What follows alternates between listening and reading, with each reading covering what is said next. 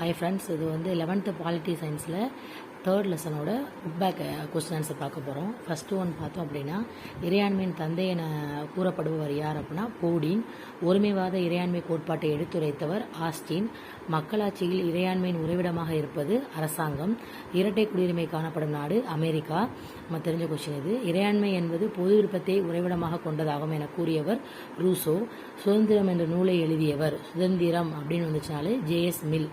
சட்டத்தின் ஆட்சி என்பதின் முக்கிய நோக்கம் உறுதிப்படுத்துவது என்னவெனில், எதெல்லாம் சட்டத்தின் ஆட்சியை வந்து முக்கிய நோக்கமாக இருக்கு அப்படின்னா, பத்திரிகை சுதந்திரம், சுதந்திரமான நீதித்துறை, குடிமக்களின் சுதந்திரம், இது மூணுமே கேன்சலாக வரும்.